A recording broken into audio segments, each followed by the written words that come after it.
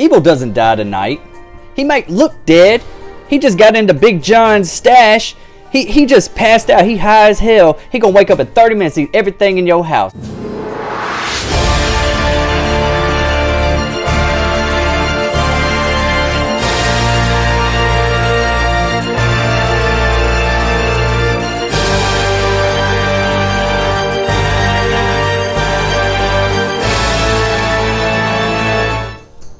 Here's a new drinking game for you. Every time they say evil dies tonight, take a shot. See how you feel. I was crawling on the floor in 30 minutes. What's up? Welcome to Destination Station. As always, I'm Destin. I'm here to review Halloween Kills. Now, later on in the video, it will be a spoiler-heavy review. I'm also going to talk about the alternate ending from what we got on at the ending of this film. Also the future of the next film of Halloween Ends and the time jump and everything like that. I'm gonna get into really spoilerly, like, heavy stuff in this video. So if you don't want to know anything, if you haven't watched it, go watch it on Peacock. It's streaming right now, or go to the theaters. You know, I really think you should see this movie in the theaters because this is a really good popcorn flick. I'm gonna give you my overall thoughts on this film because I had to watch it 3 times before I did this review. Okay, I could have given y'all a review on Friday night, Saturday, all weekend long. I just was really processing the movie, and I had to watch it another time. I thought I'd watch it just one more time, but then I was like, man, I need to watch this just one more time. Let me just soak it in, let it marinate a little bit, and then I'll get on screen and I'll talk about how I felt about this movie. And so yeah, so now I'm finally getting this review out. I know there's several other reviews out there, so yeah, I'm kind of late to the party on this. But with a property like this, I really wanted it to marinate and just sink in and just really know exactly what I liked and what I disliked and what I appreciated. So yeah, we're gonna get into that right now. So yeah, just if you do decide to leave, I'd appreciate it if you put a like on this video. It really helps out this channel. I cover a lot of horror movies and MCU movies and stuff like that. That's kind of really my jam. More horror than MCU. So yeah, like this video before you leave. Go watch the movie, come back and check this video out. I appreciate it, guys. I'm gonna tell you off the top right now, before I get into anything, that I really did enjoy this movie. Overall, I did. Is it a perfect movie? Hell no. I have a lot of issues with the movie, a lot of character choices, a lot of story beats that I did not agree with, that I felt like was unnecessary.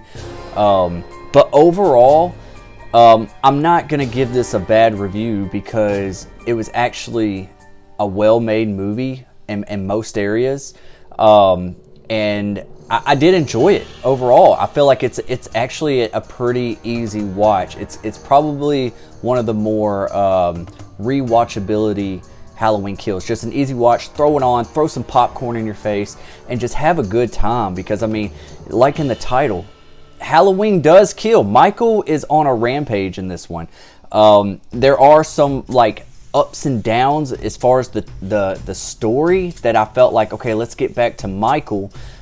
Because in this film, we don't really have a main protagonist. I guess you could say Tommy Doyle would be that, Anthony Michael Hall, which isn't the original actor that played the kid Tommy Doyle in the 1978 film. Most of you probably already knew that, but I think he did a serviceable job. I've seen some complaints on him as far as like he's overdone it. He's kind of a little bit extreme, and yeah, in some areas he is, but overall I didn't think he did it. He was too bad. He didn't do too bad of a job. Now he did say evil dies tonight like several times whenever he's trying to band together the townspeople and trying to get the mob together, but that's more script issues, not his character issues at all. I think he did a serviceable job. I don't really have too many complaints on his on his character per se, but the main person that's like front and center of this movie is probably Michael Myers for the most part, if it's not Tommy Doyle, because those two are really ones that share the most screen time. Laurie Strode and the Strode girls, ladies, they kind of take a back seat until, the later half of the movie, because, at the end of Halloween 2018, Michael was left for dead. He was trapped in the basement. And, we've seen in a lot of marketing stuff that, paramedics or the fire department is headed to put out the fire. And, Laurie Strode is sitting there saying, "Let it burn." Sorry, this is my morning, so I had to get my coffee. So yeah. Grab a snack, grab a drink, something, grab some coffee, and let's get into this. Let's deep dive into this. So yeah, the movie starts off in 1978, the night of they apprehended Michael Myers. We heard a little bit about it in Halloween 2018 through Officer Hawkins. And you see a young Officer Hawkins in this film, and it dives into the apprehension of Michael Myers. And I have to say, kudos to everybody involved, and to get that cinematography, that feel of 1978. Great. I felt like I was back in that world of Halloween 1978. It looked really good. It felt really good. The lighting was great. Now, it wasn't perfect, I'm not going to lie, and it's more of some of the story beats of that 1978 that I was not a fan of. But overall, I'm not hating on that scene at all, because that had to have been really tough to pull off. So we're following Officer Hawkins, and apparently they come across that he sees Michael Myers, and he just had an encounter with Lonnie, a young Lonnie, in this one. And they kind of, instead of Lonnie being more of a bully in this, like towards Tommy Doyle, he's kind of a victim. I guess this is the part where he actually like encounters Michael Myers, and he's actually had fear put into him. So now he's scared. And so yeah, we see a little glimpse of Lonnie, young Lonnie, in this one, and then they come across the Myers house. Now, continuity, great. They go into the Myers house. They see the dog. It looks fresh. And if you've seen the original 1978, yes, there was a dog. Dr. Loomis sitting there saying, he got hungry and everything. What they did not get the continuity about was that where was the 6 shots that Loomis put into him on that balcony of 1978? I was sitting here. I haven't really seen too many people talk about this, but no, there was not any bullet holes in his outfit or anything. But hey, I mean, overall, that's really that's really nitpicking there. But I was looking for it, and I didn't see it. Maybe I need to pause it or something on it, because like a lot of times they'll use that camera, and there'll be like really quick cuts of Michael, and because they really don't want to show off the mask, because it's not the original mask, but they did a very good job at getting it close to the look of the original 1978 mask. But they did the best that they could. So yeah, kudos to them. But I could not find any bullet holes or anything in his jumpsuit. So yeah. So Officer Hawkins, he talked about that he was the one that apprehended him, but in this one, it doesn't really look like he was the one that apprehended him. The entire force was there. He accidentally shoots his partner in the throat, because Michael Myers comes out, grabs his partner.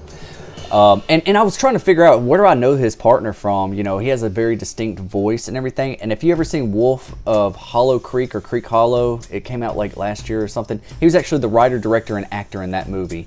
If you haven't checked that out, I'll try to put a link to it here, or an image or something, just to kind of like give you an idea of what to go check out, because he actually acted, wrote, and directed that movie. And it's kind of a horror comedy whodunit werewolf movie. So yeah, check that out.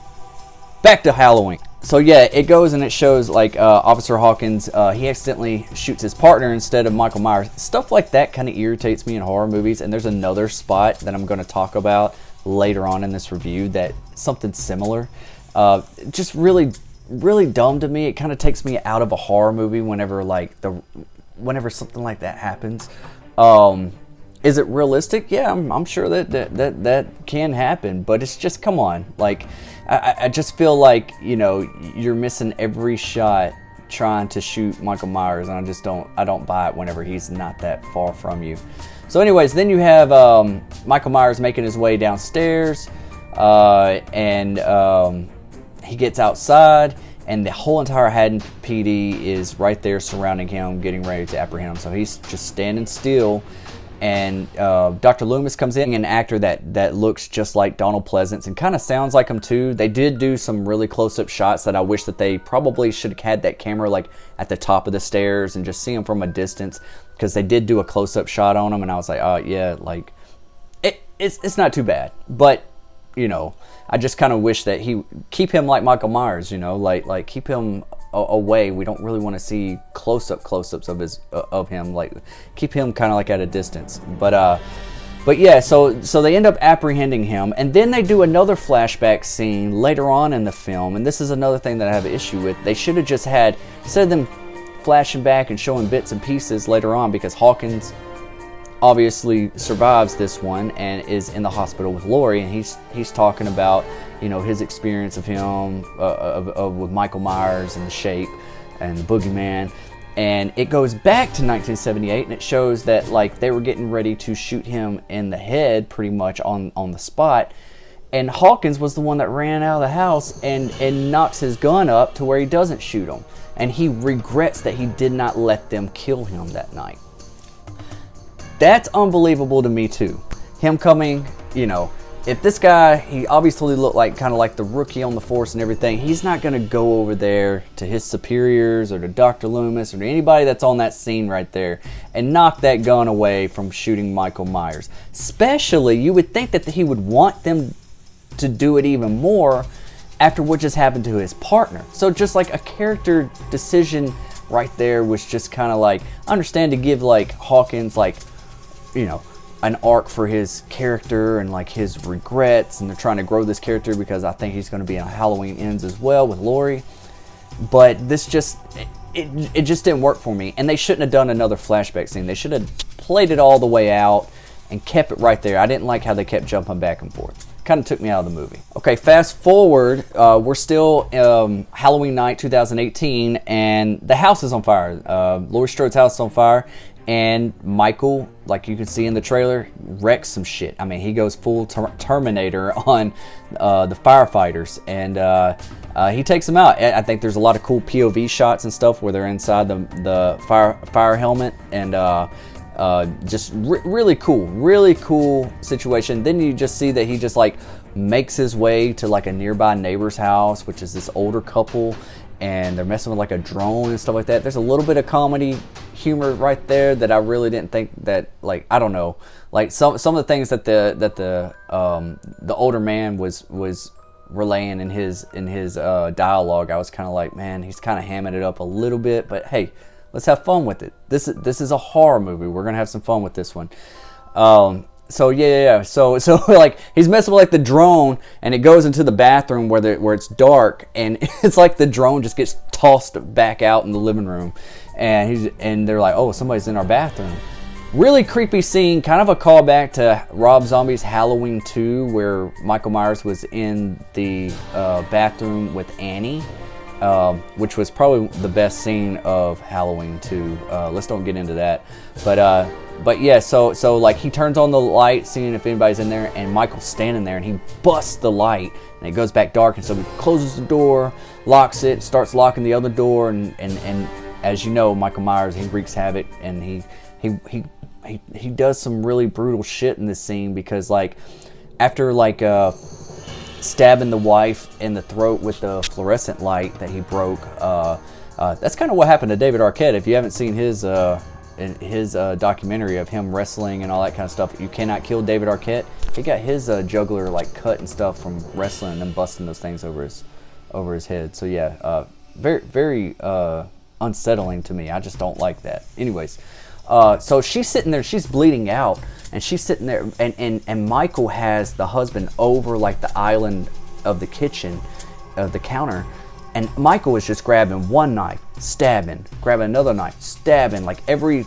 out of the whole thing. And then until he gets to like his signature kitchen knife, it's like he says, oh, okay. So he just like walks away. So it was like he was just enjoying seeing like how well every knife stabbed until he just felt like that one was right. But what's crazy about it is the wife was just sitting there with like the life like slowly draining from her, and she was just watching her husband get stabbed like that before she, bled out and died. Michael Myers makes his way, leaves. We jump to the hospital to where Laurie Strode is. Everyone still thinks that Michael Myers is dead. They local law enforcement is now knowing that they're not. This is where we see Sheriff Brackett come in. He's a security guard now at Haddonfield Memorial, which he was the sheriff in 1978. I love that they're bringing back these legacy characters, but I don't feel like, this is where I have some issues with the movie. I don't feel like that they gave these legacy characters time to breathe and to spend a little bit more time with them. And the introduction of them kind of was very on the nose. It was very, it was very forced. It felt like really, I don't like whenever scripts are conveniently written. Does that make sense? Because like there's a whole scene. Yeah, we got Sheriff Brackett. He hears Laurie Strode's name and he's like, Laurie? He starts realizing something's going on. But when we get to the bar with Tommy Doyle, Marion Chambers, Lindsay Wallace, and Lonnie, they're all together at this bar for Halloween night. It's like a celebration that they do every year, and they're all besties because they've all experienced the boogeyman on Halloween night. So they do this like annual thing for Laurie, and they're like drinking for Laurie, and it's like they're just at the local pub, like just having drinks and telling the story. Like Tommy Doyle gets on stage and tells the story of the boogeyman to the whole entire crowd. I felt like that was a little unnecessary too. He probably should have gave a speech like that after he found out that Michael Myers has escaped and he's on a rampage again. That's when you give that story. I just felt like it was a little forced, and like they use a spotlight to go to each and every character in the audience, and it's like this is so like on the nose of like introducing these characters. Like they didn't have to do it like that. But I understand you only get so much time to push all this into a movie, but there's other ways they could have introduced these characters back to us, because even when they're introducing them, they show like a back shot of like who they were in the originals. So like us fans, yeah, they know, but I guess the casual moviegoer, they probably wouldn't catch up on it, if they're not like fresh on the franchise. But yeah, just a little irritation with the introduction of our older cast. So yeah, and then so when they find out that Michael Myers is back on the loose, they decide to put this mob together. Tommy Doyle goes to Memorial Hospital and sees Laurie, and this is another area that is a negative for me, is that when he runs in to see Laurie, and Laurie's hurt, she's just like, Tommy? And he's like, Laurie, I saw him, blah, blah, blah, blah, blah, blah. It's like, in 2018, we had no knowledge that they were still in contact with each other. We had no or even with any of the legacy characters from the original. We had no context of like they knew each other. They never, like Laurie never even mentioned any of them really. And I felt like a lot of this was an afterthought, because I know that they were wanting. They had an arc. They had a 3-movie thing that they wanted to do, but like little stuff like this, I felt like Danny McBride and David Gordon Green did not have this in play. This is all an afterthought, and this was like writing it, last minute to kind of shoehorn these legacy characters in. But I feel like they should have had a moment with Tommy and Laurie, like, hey, haven't seen you in a while. Are you okay? Sitting down, seeing them, having a one-on-one. Tommy comes in all frantic and just like, he's like all sweaty and shit, and he's just all like anxietied out, and then he's like, you protected me back then, and I'm gonna protect you tonight. And the delivery of this line, which is not his fault, it's in the script, and that's what I'm saying. Like, don't hate on his performance, hate on the script a little bit. Big fan of Danny McBride and David Gordon Green, though. I'm not trying to hate on their work. But then he's like, he's like, I'm gonna protect you tonight. And he's like, and then she's like, go. And then he's like, and he like runs out the room. The way he ran out the room, I don't know why it made me laugh. I was like, what the fuck is going on? It just felt like disjointed a little bit. Like, that's what I'm talking about. Tones are up and down in this movie. Like, every time we went to the hospital, I just felt like, whoa, wait a minute. We're at two different movies here. I would just, like, I don't know. It just, like, it was a lot of filler. And then they, you know, evil dies tonight. Like, they say that so many times. And me and a buddy of mine, we were talking about, like let's start a drinking game. Every time they say it, let's take a shot. So yeah, you'll be pretty messed up by the end of the movie. You probably won't even make it. So yeah, they're really hamming a message here, and I get it about mob violence and all that kind of stuff. It doesn't really bother me as bad as some reviewers have said. There is a scene that seems really out of place because they know that, you know, in 2018 the truck, you know, wrecked and other patients got out. But we really only see like one patient in this one that's running around town, and they think that one's Michael Myers because they're related. They were at the same, you know, Smiths Grove Sanitarium, and he's on the run. And so, like, I really don't know how this, if everybody in this town, especially the legacy character, well, I guess Tommy did know it wasn't him, but like, this obviously isn't Michael Myers, but they all, like, everybody in a frantic mode. Everybody wants to point the finger at somebody, and they think it's him. So they're after him in this one scene, and he ends up, he gets trapped in this like little corridor at the hospital, and they're about to break down the windows and the doors, and so he busts out the window with a fire extinguisher, and he decides to jump. Now, the scene doesn't bother me that much, but the death of the scene kind of does, because it's like, it's a very serious moment, and they're trying to say a message here about mob violence and the traumatic events of like violence. And when he hits the ground, he jumps and hits the ground, and then they do a shot of him, and he looks like he's just splattered, like his arms over here and his legs over here, and it just looks kind of, it looks kind of goofy. Instead of it just like, it would have been a lot more believable if he was just like landing and his like brains was just splattered. But the way that they do the shot, it looked like maybe some CGI was in play here and some practical effects blended. But just the way he looked, I was like, yeah, it was pretty high, but I don't think that I don't think he would come apart like that. That from that height. Anyways, so yeah, that kind of bothered me. There was a lot of like tension moments, but then it was like some of the deaths look kind of goofy, and I didn't like that. I really did not like that. So like I said, you know, ups and downs. It's like a roller coaster here. There's parts of it that I love. There's parts of it that I don't love. Let's get into the scene where Lindsay Wallace, Marion Chambers. You got two characters that you briefly saw in 2018. Also, let me jump back for a second. That guy that jumped off the roof, or not the roof, the window and splattered on the ground. That guy was actually in 2018. He was like, whenever they first came to, the podcasters came to see Michael Myers, he was one of the guys chained up in one of those little square areas. I think he was the one with the umbrella, and he was making all those faces. So yeah, if you didn't catch on to that, yeah, he was actually in 2018. He was one of those guys right there in that little quad area that they were all chained up at. But anyways, Marion Chambers, Lindsay Wallace, and you got these two other characters. They're like a mom and dad. You saw them briefly in Halloween 2018 before we got that terrific shot of the nurse coming out of the house, and they actually have a pretty decent role at the first half of this movie.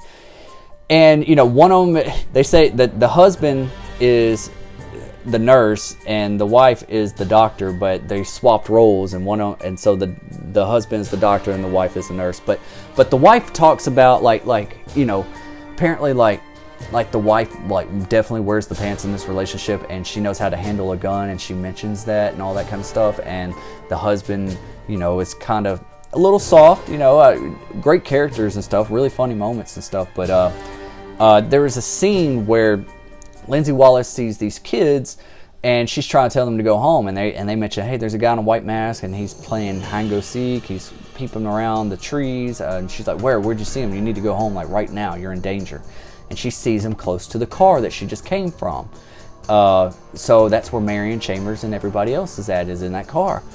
And you see Michael Myers, and he's standing there behind the car, and it's kind of a callback to Marion Chambers with the red lights, the brake lights, and Michael's standing behind, and he jumps on the hood of the car, and then Marion Chambers has got the gun, and he hits the window next to Marion Chambers right behind her head, just like in 1978. Little callbacks like that, really cool. Scene's good up to this point, right? Lindsay Wallace is over here, and she's seeing like this broke down like fireplace little picnic area, and she's filling a bag full of bricks, which is taking forever. And so like the way this whole scene plays out, so Michael Myers breaks the window, he jumps down. They're missing the shots of trying to shoot him whenever he's right there, when they all could have just like shot up through the ceiling. But the wife that has the gun bolts out the car and runs away. I don't even know where she goes. She goes like down the street or something.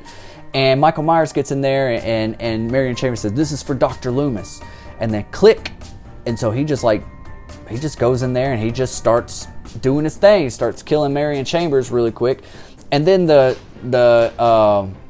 didn't understand why the husband, he got his stethoscope or whatever the hell it's called, and he put it around Michael's neck trying to strangle him, and Michael just turns and just stabs him in the eye, which looked kind of goofy to me. There's obviously CGI there, but it kind of took me out. I was like, I wish this just kind of all played out. Then next thing you know, the wife comes back from down the street, and she's shooting at the car, missing every shot, which is annoying.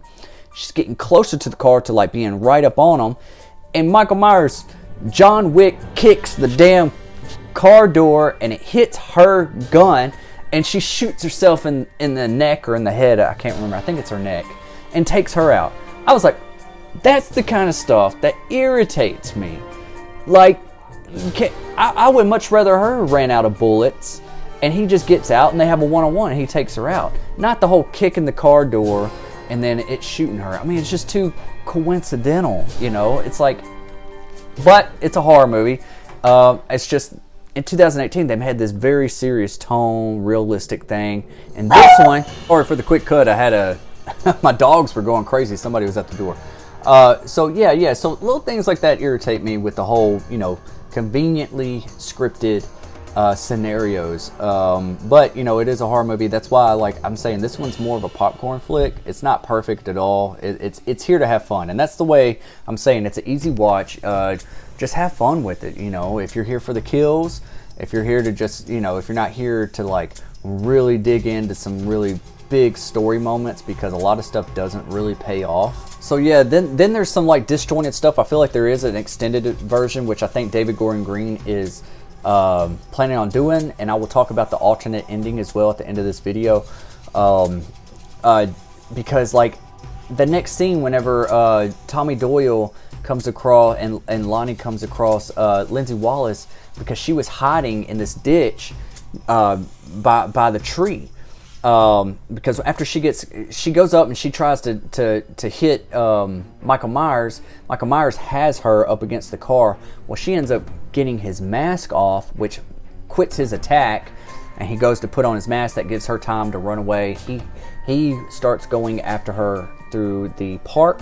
She ends up hiding like on the bank of this creek, by this bridge and by this tree, and he ends up, you know, I thought he was actually going to find her, but he actually goes across the bridge, and next thing you know, when she's crawling out, okay, if you notice this, she crawls out whenever Tommy Doyle and Lonnie finds her, and she's all like got a little bit of blood splat, and she's all really dirty, like she was like hiding in the mud or something, like, you know, like inside the creek. I feel like there's like something missing in this area. Like, hold on, she didn't get that bad of attacked, and she had to like was like crawling a little bit, like she couldn't even like walk very well.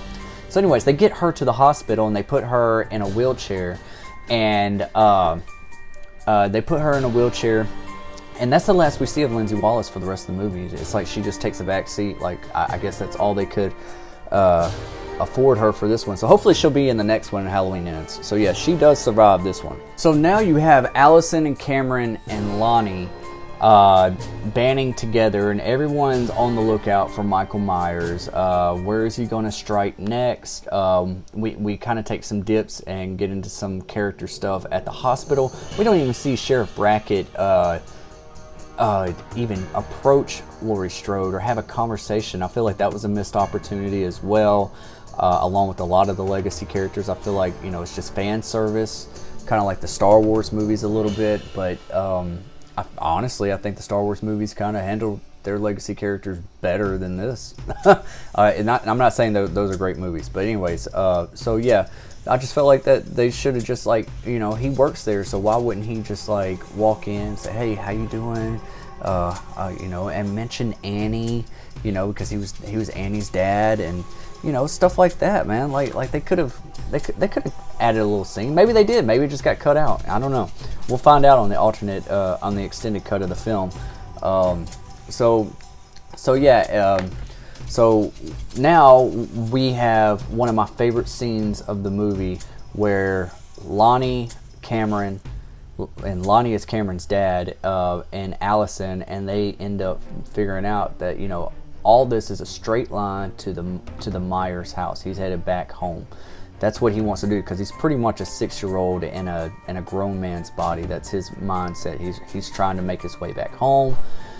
We do have been introduced with people that live in the Myers house, which is Big John and Little John. Some people love these characters. This is a little bit of the comedy relief. Yeah, they are kind of funny. It's entertaining in some areas, but I feel like it just didn't, like their deaths, I don't feel like really played out the way I would want them to play out. There was one good death scene, but just the way, like, you know, like he walks in and says, Michael? And then he turns around, looks at him, and he just starts walking towards him. This guy had plenty of time to get out of that house. It's little stuff like that, like convenient writing. Anyways, so yeah, Michael Myers, he's back home now. All the lights are off by the time Lonnie and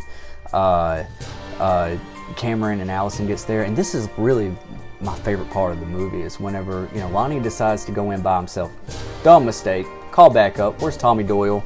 Call somebody. I really was like that was a dumb character choice. I understand you don't want your kids going in there, your kid's girlfriend and all that kind of stuff. You want to be the hero or whatever, or you're trying to face your fears because you never went into the Myers house when you was a kid because he lied about it. I get all that, but with everything that's happening in Haddonfield tonight, you would think that he would reach out and say, hey, I need some backup. I think Michael's at this house. Let's go in together. You ain't gonna go in there by yourself. So yeah, I thought that was kind of dumb. Bad script writing. Anyways, he goes up in there. Well, they hear a gunshot. Cameron and Allison rushes in together to find, and Allison sees Big John, Little John laying there, and they're kind of like, she's checking on them to see if they have a pulse or what's going on. Cameron is going down the upstairs hallway, and this is really good stuff here. Tension's very high. You see a glimpse of it in the trailer, and he starts getting he's pointing the gun, and he starts getting drips on his hand. He's looking up, and he sees his dad in the door of the attic door, like crushed, like his head's face is kind of crushed, and he's bleeding. And when he notices it, there's this closet at the end of the hallway, this what do you call those doors? Like you pull away doors, you know? And Michael Myers just burst out of it. And the look on Cameron's face is just pure fear. And at this point, we hated Cameron in the first one because he cheated on Allison when he was drunk and kissed that girl. And we were like, man, he needs to die, blah, blah. But this one, you kind of feel sorry for him, because you start to like him, because it's he starts gaining your trust back to him and everything, and he seems sympathetic and he wants to help and all this. So like they really make you like him again, but then they kill him off in the most brutal way. I thought this was, like I said, there was a lot of brutal kills, but just the way this one was like orchestrated out was really well done. This was by far my favorite part of the movie. Michael comes out. Michael and Cameron, he grabs Cameron. Allison comes with a shotgun, misses. Michael hits it away, grabs Allison. He stabs Cameron, throws him on the upstairs hallway, throws Allison down the stairs. She ends up breaking her leg, and so she can't do anything. She's down there. Cameron's upstairs. She can't help Cameron. Well, he just goes over there, and she's like, leave him alone. He goes over there, and he just kind of just toys with Cameron and just starts kind of beating his head against this the banister area and the wall, and then puts his head through it, and then stomps his head or shoves his head down on one of the broken banister pieces. And then like Michael walks away, and he sees Allison from the top of the stairs, which is a really good shot of him. And he starts walking down. And you still see Cameron's head sticking out from the stairwell, and he's still got life in him. He's like twitching and stuff. And he starts walking down, and then Michael stops and looks over at him, and he just decides to just twist his head and break it, just fucking with Allison. Like, that is so traumatic. Like, that, just the way it all played out, I was like thinking, it was awesome. For a horror movie, it was really awesome. Very, very devastating, but very awesome. So then he walks downstairs, and him and Allison, she's like, do it, and next thing you know, her mom, Karen, comes in with a pitchfork and stabs, there was like a standee with a pitchfork on the front step, so she stabs him with the pitchfork, gets his mask, and lures Michael away from the house and from her daughter, and down some alleyways, behind some houses, and to this one street. And when he gets there, he just sees his mask laying in the street. And then when he goes to pick it up, you hear her say, I think she says gotcha, just like she does in the first movie where she shot him in the neck or in the face when she was in the basement in 2018. And all the lights come on. And this right here is where we're going to talk about the ending. This is the ending. And we'll talk about the alternate ending as well. Yeah, all the truck lights and everything come on, and he realizes that he's been bamboozled. And you got the townspeople, and they're there to whoop his ass. They're there to take him down, and they start beating on him. If you actually see, one lady brings a damn iron to the fight, and I was like, what? Well, if that's all you got, use it. But I just thought that was kind of silly. So anyways, they start beating him down. They start stabbing him. He got shot a few times in the torso area. He falls to the ground. They're just beating him down to the point to where he's not moving. He's like struggling, trying to reach his knife. Well, Karen walks over there, grabs the knife, and stabs him like in the upper back of his right up here. I thought she was gonna stab him in the head, but no, she doesn't. She stabs him in the back. And so she walks away. They think he's dead. They think he's down and out. And she walks back to the Myers house to tend to her daughter, Allison. And that's where the paramedics are coming and some of the neighbors. And that's another thing that I was like, where the hell is all the neighbors, all this commotion going on? All these gunshots, shotguns, pistols and all that kind of stuff. You're going to tell me that like no neighbor's going to come outside and figure out what's going on or call the police, and police would be right there because they're already on edge. They're going to rush to that place wherever a gunshot's going off. So they're on alert. So anyways, a little bad script writing there too. So anyways, she makes it there. Well, next thing you know, Sheriff Brackett says it, like his famous line, like, everyone's entitled to one good scare on Halloween. Kind of hammy, fan service stuff from the original, not needed really. But he ends up going and walking up to Michael Myers, and he's about to put a bullet in his head. Well, Michael Myers ends up just slicing his throat. There goes Brackett. I guess he's dead. And then he just starts like slicing people's like what is it called? Their tendon Achilles, and like the way that this is orchestrated, like it's like a slow mo, but then it fasts up, and then it's slow mo, but it also looks like it's almost like on a sound stage or something, just the way it's lit and like a black backdrop and stuff. So it's like it almost feels like you're not even in that moment in some cuts of the movie, but it's like he's just killing everybody. I mean, he's taking everybody out. And then one person that's left is Tommy Doyle, and he's got that old huckleberry bat, you know, that he took from the bar, and he's getting ready to hit Michael. And I really wish that he did get a couple licks on Michael. Like we had like a fair little fight scene between Tommy and him, but it's going in slow motion, and Tommy Doyle's going in for the hit, and Michael just stabs him right here. And it gets slow, and they're looking at each other. Tommy's like realizing that he's got him. And I liked that. I just wish that it was a little bit more extended to where they had a little bit of a fight. Like maybe he was hitting him a couple times and might put up a fight. Like Tommy Doyle talked a big game. I really think you could have gave him a little bit more of a fight in him instead of him getting taken out with one swoosh, one stab. But anyways, it feels rushed. The ending does feel a little bit rushed. I'm very mixed on it, and so yeah, he ends up landing on the ground. Well, then Michael Myers picks up the huckleberry bat and he hits him with it. You see like a little bit of a blood splatter. So I'm assuming that he cracked his skull open.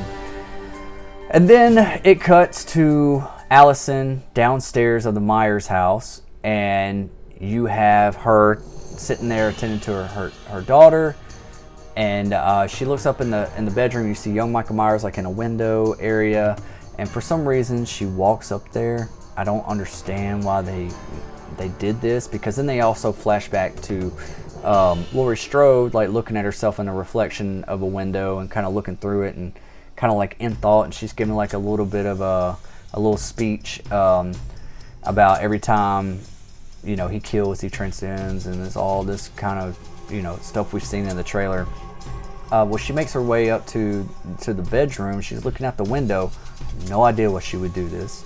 And conveniently, Michael Myers pops up right behind her and starts just stabbing away at her. I don't know how he got around all the paramedics and the police and everybody. I mean, he does know that neighborhoods. I know he could probably sneak in through the back door and everything, but it was very quick from the moment that we saw him streets over, alleyways over, and then he conveniently just pops up and just stabs Karen away, and she dies, and that's the ending of the movie.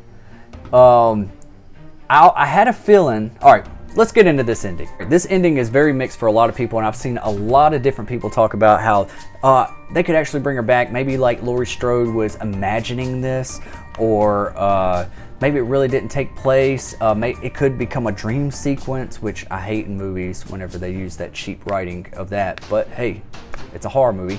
But the way it was like even like orchestrated, it was like just played out. I wasn't a fan of it. So I don't know how Halloween Ends is going to really start off, because I know they said it's going to be a 4-year jump from this one. So from 2018, so that would be 2022. So that would be next year's.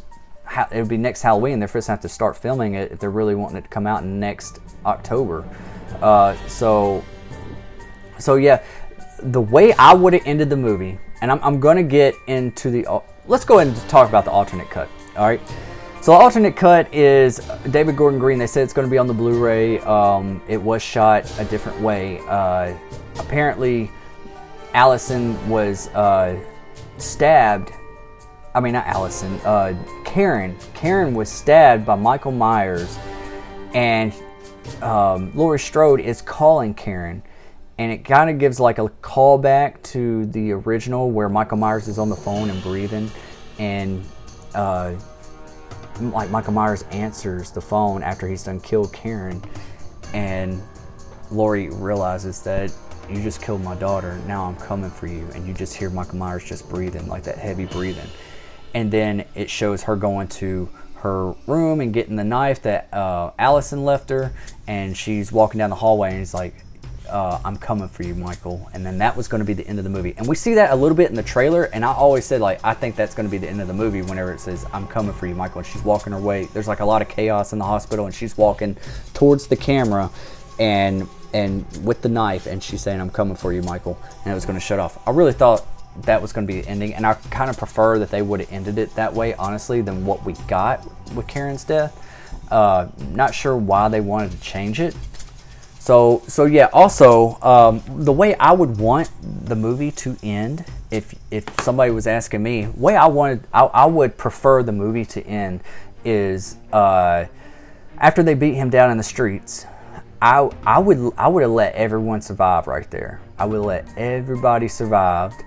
Because I would like some of these legacy characters, at least let Sheriff Brackett, Tommy Doyle come back for the next movie. I mean, you can kill them off in the next movie, but you pretty much kill off all the legacy characters except for Lindsay Wallace and Laurie Strode. So, leave them right there.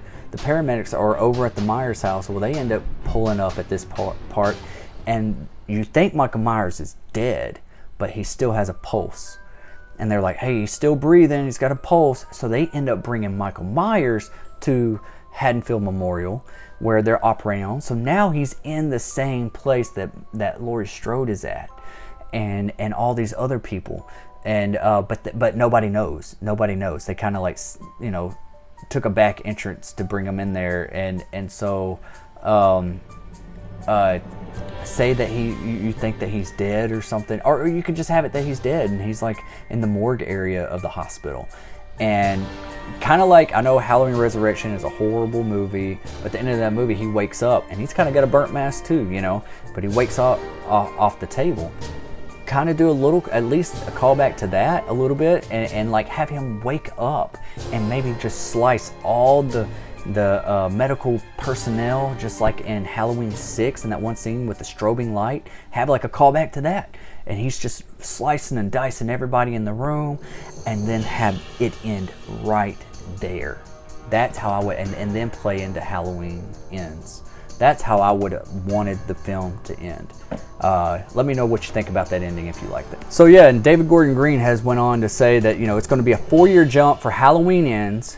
It's going to be a pandemic. It's going to play a key role into this movie. So like, so something that's going to be, you know, just a little bit realistic. I don't know who's asking for all this, you know, all this stuff in the movie. I don't know if it's Jason Blum or if it's Jamie Lee Curtis, because if Jamie Lee Curtis is sitting here saying, hey, I want it to touch on these topics in order to get her in the movie, then yeah, you're probably gonna, you know, you're gonna make her happy just to get her in the movie. So you make some script changes or whatever, but also Jason Blum will probably, you know, he's got his 2 cents into it and say, hey, we need to kind of like make this real world event type thing. So yeah, Halloween Ends is going to take place 4 years after. I'm pretty sure that we're going to see where Allison and Laurie's at. Hopefully they bring Lindsay Wallace back. Hopefully she has a more predominant role. I wish they would have saved some of the other legacy characters instead of killing pretty much all of them off. And the way that they were killed off, besides Tommy Doyle, I was like, give them a little bit more room to breathe. Let's care about these deaths, because you spent such a hammy job in introducing these characters. At least let it pay off and let us care for these deaths. That's all I'm asking for here. It's just like, it was just like, oh, they're throwaway characters the way that they got killed off. That's what I didn't like about it. But anyways, so yeah, so it's going to take place 4 years after, so 2022, because this is definitely taking place in 2018. So if they want this to come out, man, they better get the ball on the roll, because the script's already done, so I'm pretty sure that they're going to start filming it probably right after Christmas. They usually start filming it in like January, February, March time, and it doesn't take long to film these type of movies.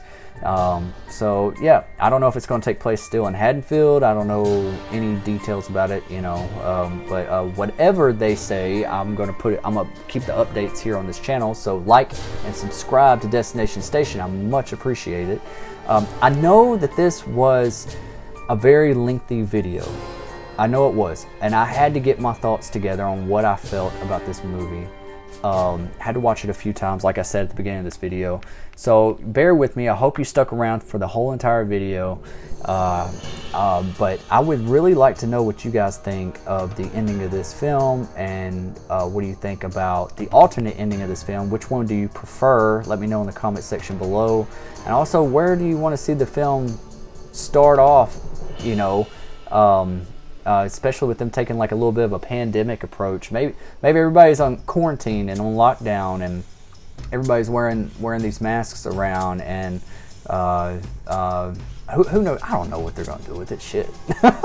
But if I had to rate this movie, I would give it a B-. I really would. I'm looking for a different rating system because I really don't like rating movies, but I'm using the ABC type rating system. But I would like to come up with a different type of rating system, something unique. But if I really had to rate this movie right now, it would definitely be like a B-. It was not a perfect movie. It was not a fantastic movie, but it was a fun popcorn movie, and it was perfect time for Halloween. And actually, it's probably one of the easier Halloweens to just throw on, have a good time, throw some popcorn in your face, and watch it. Watch it every Halloween with your family, or you know, or your friends. You know, like turn it into a drinking game. You know, Evil Dies Tonight. Take a shot. You know, anything. It's just it's a fun popcorn flick. This is one of those blockbusters that's just like, hey, you're gonna have a good time. Don't give it too much thought. Just have a good time. So anyways, what did you think about the movie of Halloween Kills? Did you like it? Did you not like it? Did you care about the legacy characters coming back? What would you have done differently? How would you have ended it, opposed to the ending that we got? I really want to know what people are really thinking about this movie, because people's reviews are all over the place. And it seems like, just like the movie was a roller coaster, everybody's reviews are a damn roller coaster. So yeah, that's my thoughts and review on Halloween Kills. I want to apologize that I did not do a live stream Friday night. There was a bad storm that came through my area, and I had no power. So that was the reason why it did not take place that night. So I do apologize to everybody that was looking forward to that. But anyways, this is Destination Station. I will do a live stream in the future, probably for this, to make up for not being able to do it Friday night. It was just very unfortunate. Went to the theater, and it was like I could hear the thunder like shaking the theater too, and I was like, oh shit, this is great. Great experience. But when I got home, I had no power to do it at midnight that night. But anyways, this is Destination Station. As always, I'm Destin.